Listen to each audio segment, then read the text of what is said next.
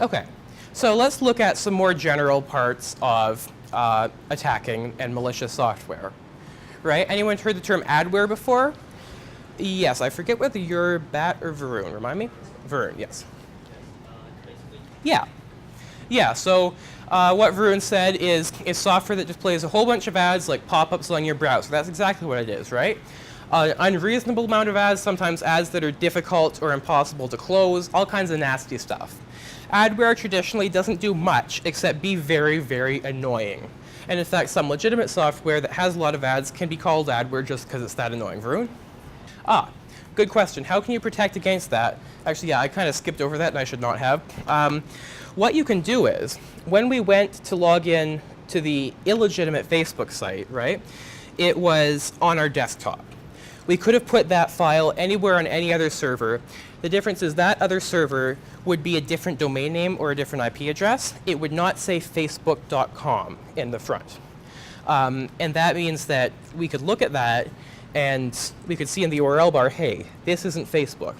And that's why if someone sends you an email that says, like, you have overdue funds, log into your eBay account and finish that, and they give you a link to your eBay account, don't click that link, because that link could be a URL that looks a lot like eBay. It could be like eBay spelled with 2 A's or something, but links in emails can be links to phishing sites.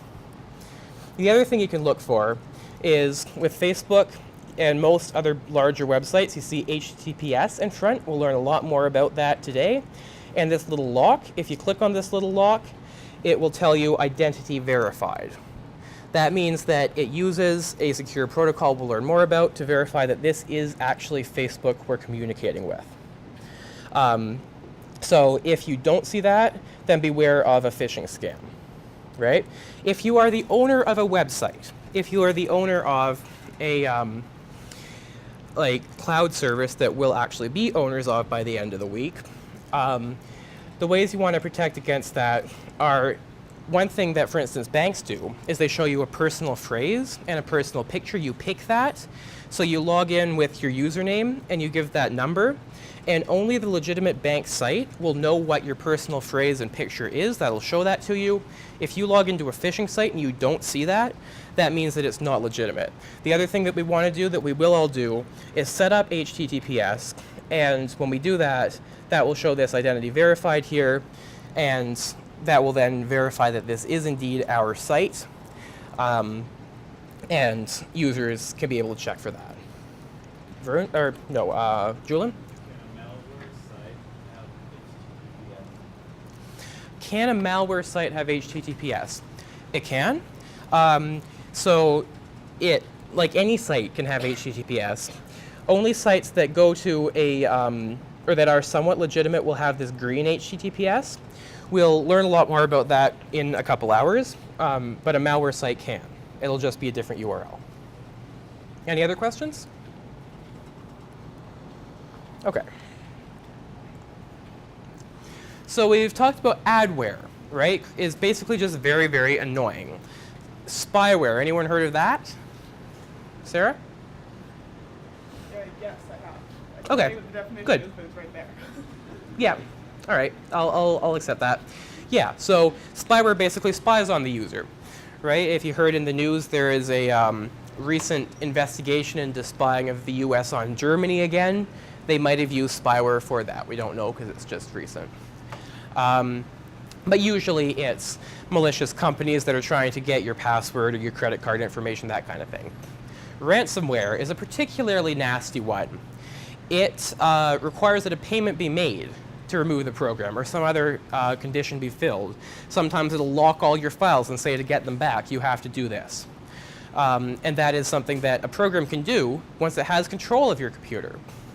So that's why we have to watch out for things like that Melvin that we had embedded in the PowerPoint.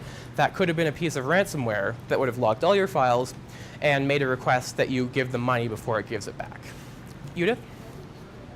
Pardon?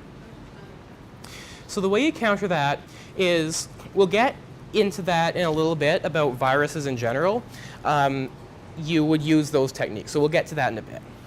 Yeah, that's a good point. So what Julian said is that we can create a restore point. So we can restore a computer back to a previous state, back before the ransomware installed itself. That's an excellent point. Yeah, that's something we'll look at in a little bit in a couple minutes.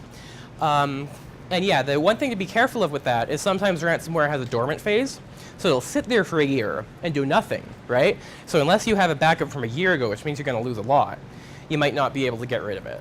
So they have ways of counteracting that. And it's better to just be vigilant about security in the first place so you don't get it.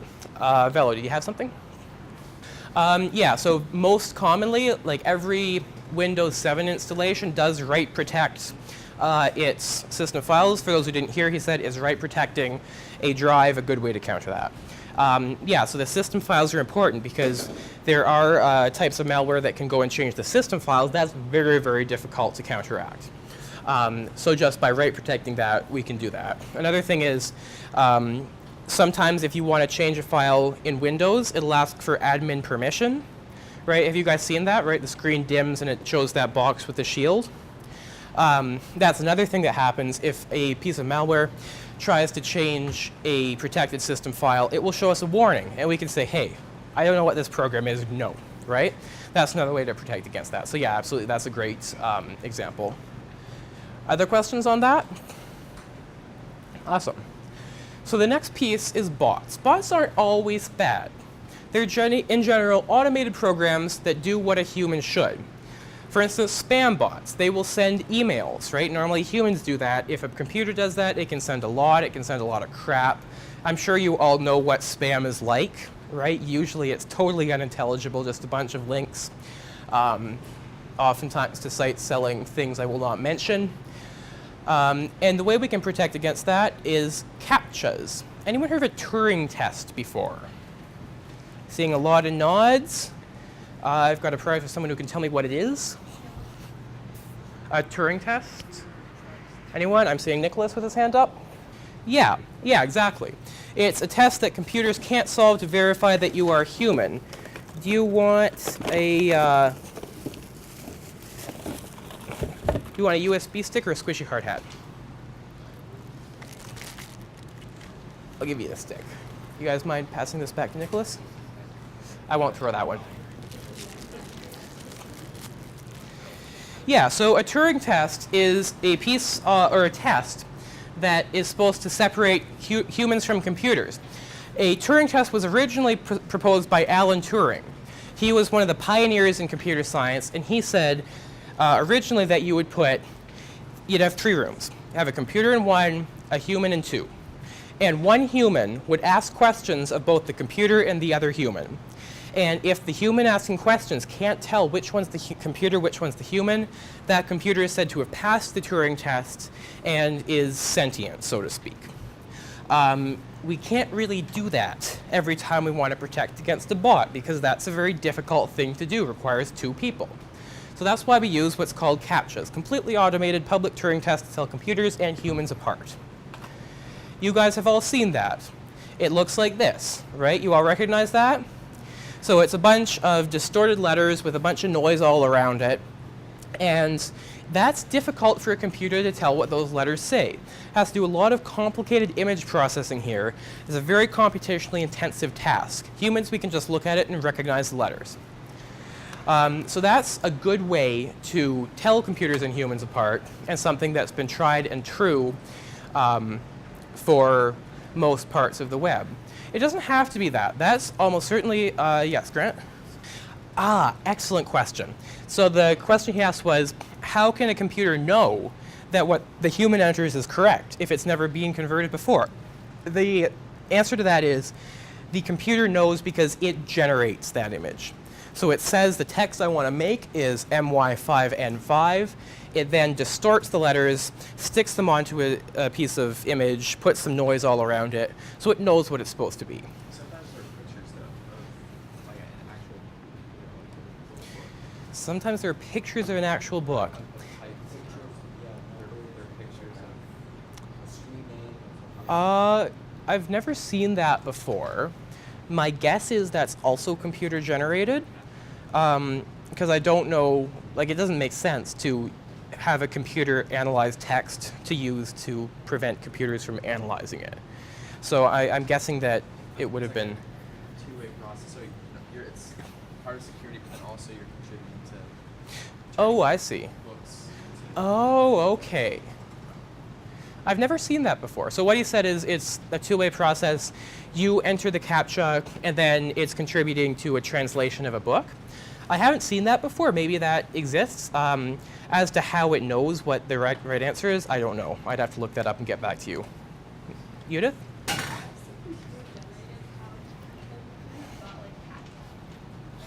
Yeah. So the question was, if this is computer generated, couldn't a bot hack that? And the answer is it absolutely could. This is meant to protect against bots. It's not meant to protect against hackers. If you have access to the server itself, you really don't need to use a bot. You can just script it right on the server. Yeah, so this is for people outside the server, don't have any access to it, just trying to use a system. Nicholas?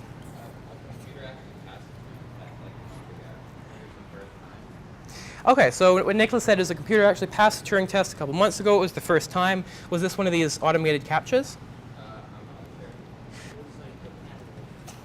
It was which? Oh, okay. So like the actual original Turing test proposed by Alan. I haven't heard of that. I can believe it. Yeah, like because have you heard of Watson beating Jeopardy before?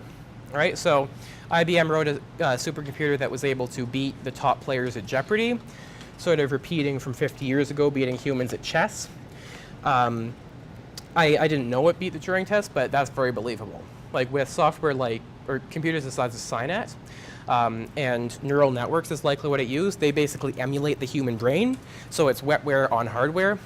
And that has been getting very good in recent years. It still takes a lot of computing power. So if you want to dedicate 1632 nodes on Skynet for a couple hours to figure this out, be my guest, you may as well have a human do it in 5 minutes, right? So this just tries to make it more difficult than it is worth it to have a computer access it. I'm seeing some hands over there. Edwin?